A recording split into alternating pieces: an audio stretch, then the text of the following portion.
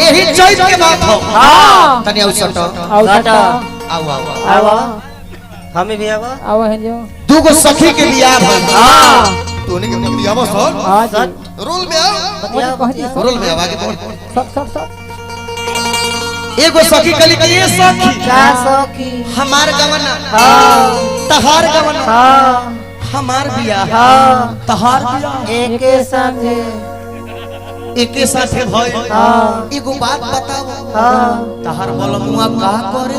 एकर बलमुआ soybean factory में काम करेले गोली आवेले। हां जी एगो कलश के हमार बलमुआ सोयाबीन फैक्ट्री में काम करेले। दूसर के कलश के तो तू बताव तहार सैया का करे। दूसर के कलश के हमार बलमुआ हमार बलमुआ कोनो राती आवेले आ कहले कि उठ बिहान हो गई कोनो राती आवेले आ कहले कि उठ सब है ना आओ सट आओ नियरे आओ देखिए हो कोनो राती आवेले दुखाता ओइसे दुखाए लागो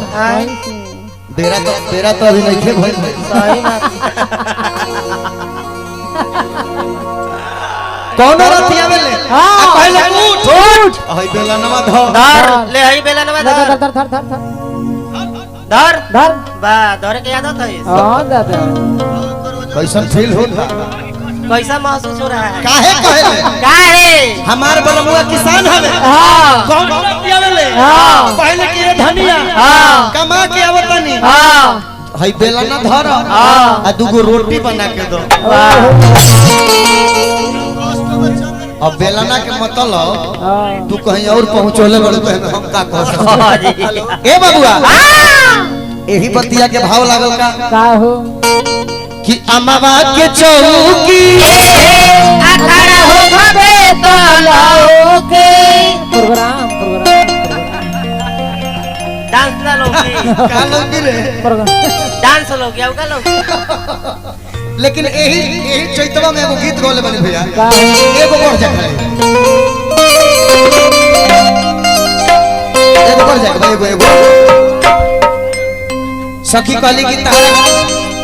तारा घरे का बा कलश के हमारा घरे कुछ नहीं थे। जब 4 बजे भोर में हमार सैया जी हमरा के अकवारी में धरे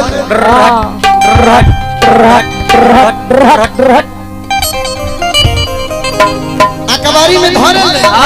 तब बुझाला कि एसी उहे कूलर उहे फ्रिज हो आ गीत गावत ये कि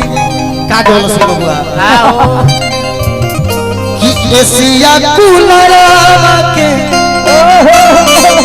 अरे हवा तीत बा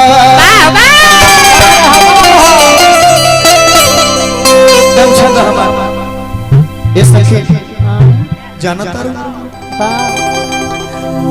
हमार सैया कहां हाथ धरत हमार सैया हमार सैया भी कहल अटारी नहीं खे एसी कूलर नहीं खे लेकिन एगो बात जान लो कि एसिया कूलर के अरे हवा तीत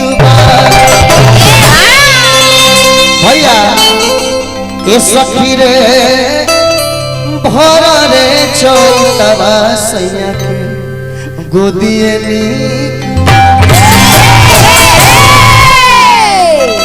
अब ले बोलू रे कोई दिन नया बनौला का